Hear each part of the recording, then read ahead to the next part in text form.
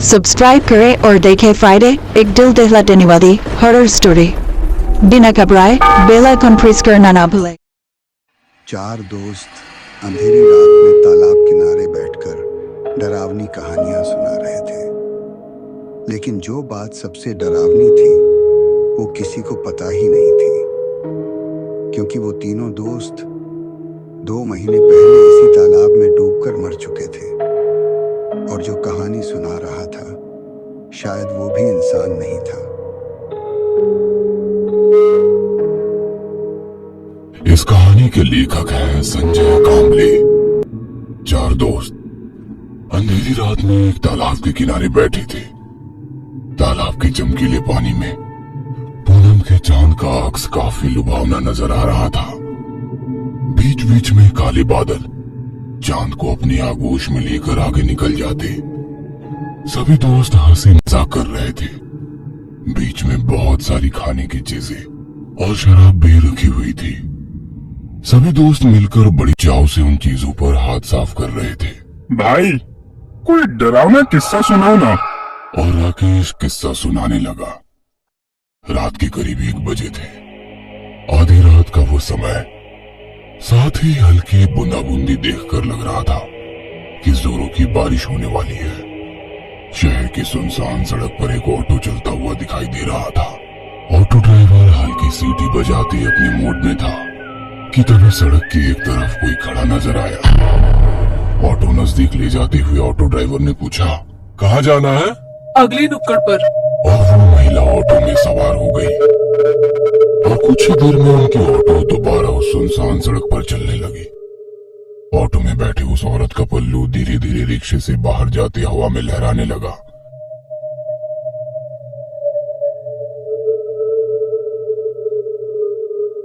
Madam जी, आप कहीं job करती हैं क्या? नहीं तो क्यों? मतलब आप इतनी रात को इस सड़क पर खड़ी थी, इसलिए पूछा। वैसे आपको जाना कहाँ है? आगे नुक्कड़ पर जो पीला बंगला है ना, मैं वहीं रहती हूँ।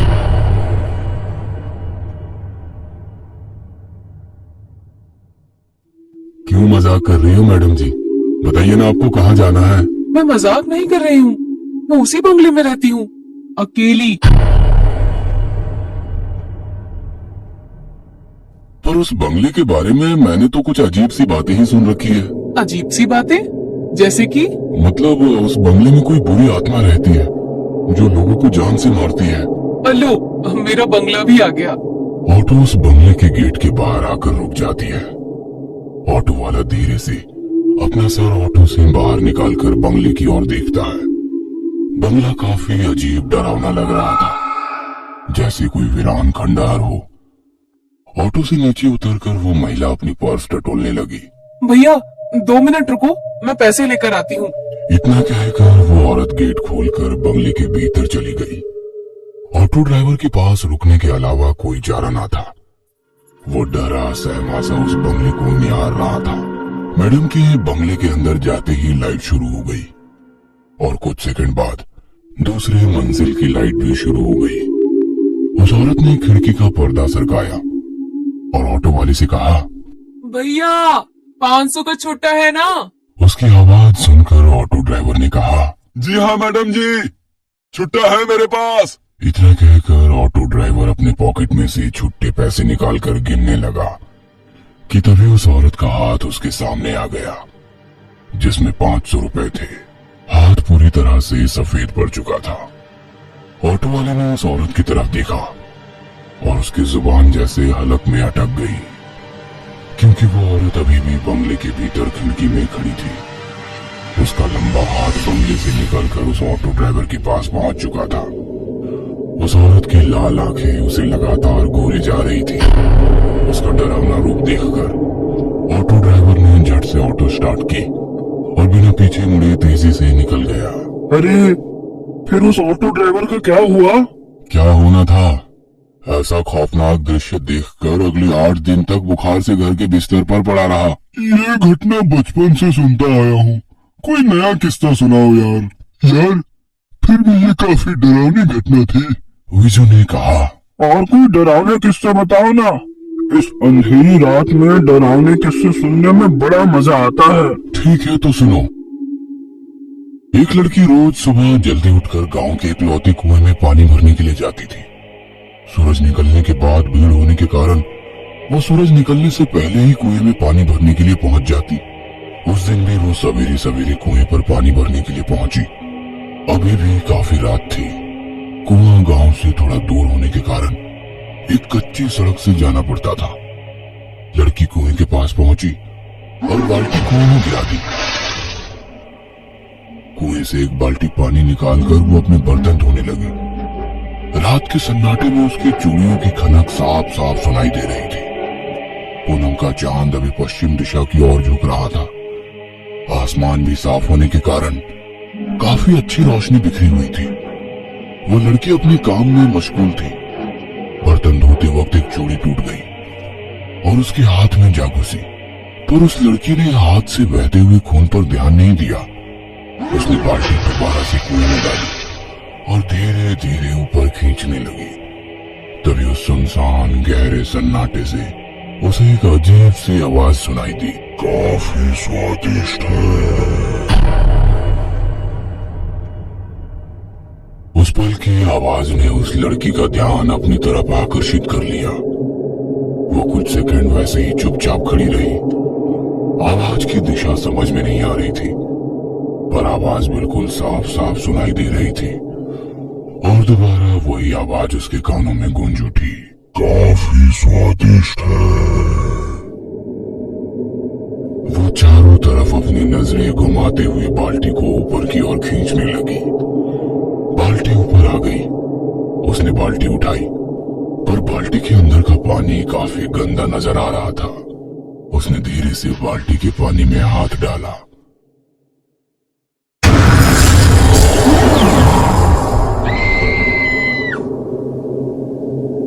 डर के मारे उस लड़की के मुंह से चीख निकल गई। उसने उस बाल्टी को वैसे ही कुएं में फेंक दिया और भागने की कोशिश में बाल्टी की रस्सी उसके पैर में अटक गई और वो धड़ाम से नीचे गिर गई। वो लड़की काफी डर गई थी। डर के मारे वो पैरों में लिपटी हुई रस्सी खोलने की कोशिश करने लगी कि तभी उस गहरे में वैसे ही दोबारा किसी की आवाज आने लगी। आवाज धीरे धीरे गूंजने लगी, जैसे कोई कुएं की दीवारें चढ़कर ऊपर आ रहा हो। इस तरह की आवाजें। जमीन पर गिरी लड़की कुएं की ओर देखकर उस रस्सी को पैर से छुड़ाने की कोशिश कर रही थी, पर लग रहा था कि वो रस्सी धीरे धीरे पैरों को कस के जकड़ रही हो। वो लड़की काफी डर गई थी। उसके दिल की धड़कनें उसको खुद भी सुनाई दे रही थी। बदन पसीना पसीना हो गया था। आंखों में मौत का खौफ साफ साफ दिखाई देने लगा। जैसे तैसे वो रेंगती हुई वहां से दूर जाने की कोशिश करने लगी और अगले ही पल सब कुछ शांत हो गया। न किसी की आवाज, न कोई आहट। बिल्कुल खौफनाक सन्नाटा चारों ओर फैला हुआ था। उसने अपनी खौफ भरी नजरों से कुएं की ओर देखा। वहां पर उस जगह कोई भी नहीं था। वो अकेली वहां पर थी। वो लड़की दोबारा अपने पैरों में अटकी रस्सी छुड़ाने की कोशिश करने लगी और फिर एक अजीब सी आवाज उसके कानों पर पड़ी। धीरे से अपनी नजरें उठाकर उसने कुएं की ओर देखा और सन्न रह गई। कुएं के अंदर की दीवार से एक खौफनाक चेहरा उसे झांक रहा था। उसकी आंखें फटी की फटी रह गई।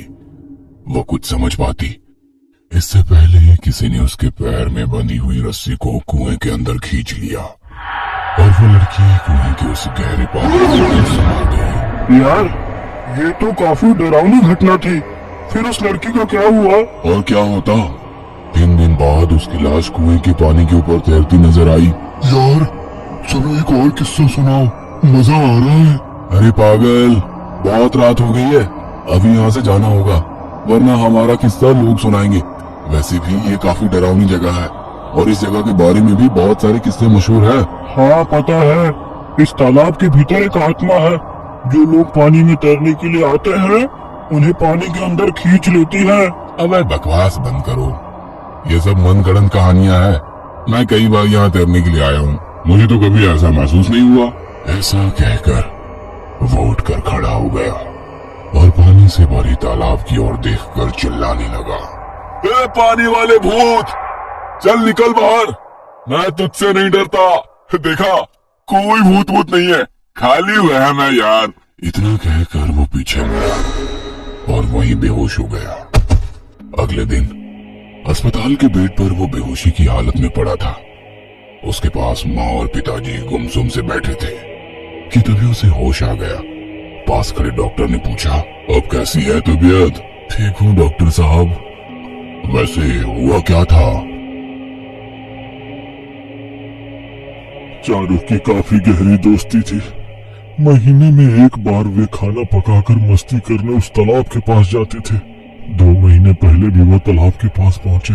हमारा राकेश उस दिन थोड़ी देर से पहुंचा, पर वहां पहुंचने के बाद देखा तो तालाब के पास उसके दोस्तों का सारा खाने का सामान बिखरा पड़ा था। उसने सबको फोन किया, पर किसी का भी फोन नहीं लग रहा था। वो परेशान होकर घर वापस आया।